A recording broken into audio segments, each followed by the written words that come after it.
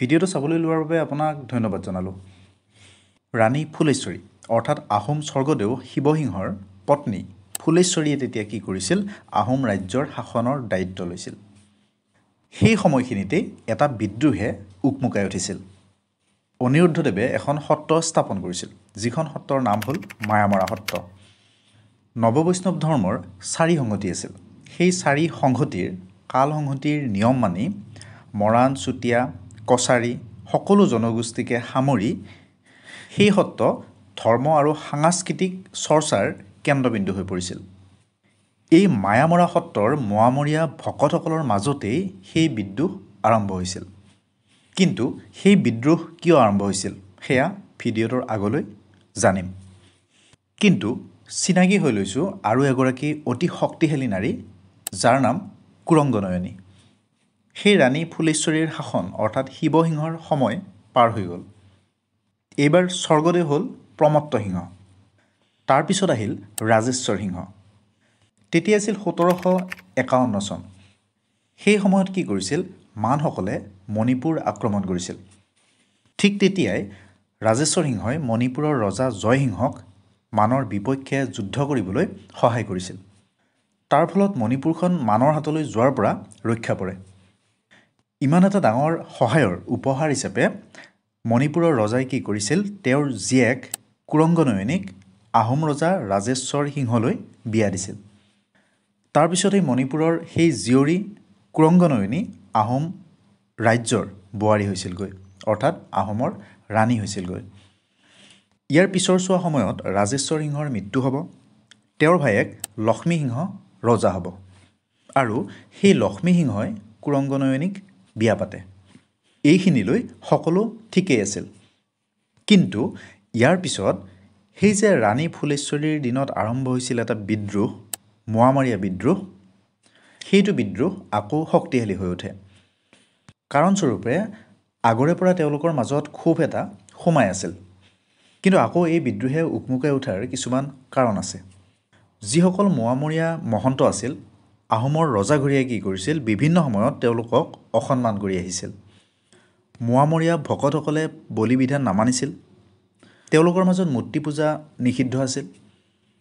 কিন্তু সেই ৰাণী ফুলেশ্বৰীৰ সময়ত মোৱামৰীয়া মহন্তসকলক কি কৰিছিল, জোৰ কৰি দুৰ্গা পূজাৰ প্ৰসাদ খুৱাই দিয়া হৈছিল আৰু তেওঁলোকক বলিৰ তেজেৰে কপালত ফোট ল'বলৈ বাধ্য কৰাইছিল। এইবোৰ কথাতেই তেওঁলোক যথেষ্ট অসন্তুষ্ট হৈছিল। ইয়াৰ লগতে তেওঁলোকৰ অসন্তুষ্টিৰ কাৰণ আৰু আছে। সেই কুৰংগনয়নীৰ সময়ত অৰ্থাৎ স্বৰ্গদেউ লক্ষ্মী সিংহৰ সময়ত এজন বৰবৰুৱা খুব শক্তিশালী আৰু অহংকাৰী হৈ উঠিছিল। লক্ষ্মী সিংহৰ সলনি তেওঁহে আধা ৰাজ্য চলাবলৈ আৰম্ভ কৰিছিল। এদিন ৰজা আৰু বৰবৰুৱাজন ৰাজ্যৰ কামত ক'ৰবালৈ গৈ আছিল। সেই সময়তে মোৱামৰীয়া মহন্তই বাটতে দুয়োকে লগ পালে। ৰজাক সন্মান জনাই বৰবৰুৱাক সন্মান নজনোৱাৰ বাবে মহন্তসকলক তেতিয়া বৰবৰুৱা কীৰ্তিচন্দ্ৰই নানা গালি গালাজ পাৰিছিল। এয়াও এটা কাৰণ, যদিও ইয়াৰ লগতে আৰু কেইটামান কাৰণ আছে। এদিন কি হৈছিল, মৰাণসকলৰ নেতা অৰ্থাৎ মোৱামৰীয়া মহন্তৰ শিষ্য নাহৰে কি কৰিছিল, ৰজাক হাতী দিবলৈ আহিছিল। সেই হাতী দিবলৈ আহোঁতে বৰবৰুৱাক লগ নকৰাকৈ তেওঁ পোনে পোনে ৰজাৰ ওচৰলৈ গ'ল। বৰবৰুৱাই সেই কথাত অসন্তুষ্ট হৈ হাতীৰ বিভিন্ন খুঁট উলিয়ালে আৰু সেই নাহৰক বেতেৰে কোবাই কাণ কাটি চুলি খুৰাই দিলে। এইবোৰে মুখ্য কাৰণ আছিল, যাৰ বাবে মোৱামৰীয়াসকল বিদ্ৰোহী হৈ উঠিছিল। বিদ্ৰোহে যেতিয়া চূড়ান্ত পৰ্যায় পায়, তেতিয়া বিদ্ৰোহী নেতা ৰাঘৱ মৰাণে বা ৰাস মৰাণে তেতিয়াৰ আহোমৰ ৰাজধানী ৰংপুৰ আক্ৰমণ কৰে আৰু ৰজা লক্ষ্মী সিংহক জয়দলত বন্দী কৰি থয়। ইয়াৰ লগতে সেই বৰবৰুৱা কীৰ্তিচন্দ্ৰ বৰবৰুৱাক প্ৰাণদণ্ড দিয়ে আৰু সেই মোৱামৰীয়া বিদ্ৰোহী নেতা ৰমাকান্তক ৰজা পাতে আৰু সেই ৰাস মৰাণ হয়গৈ বৰবৰুৱা। এইখিনি সময়তেই অৰ্থাৎ 17 শতিকাতেই আহোম সাম্ৰাজ্য অৰ্থাৎ আহোম শাসন শেষ হ'ব বুলি ভবা হৈছিল। কিন্তু কাহিনীত এতিয়া এটা টুইষ্ট আহিব।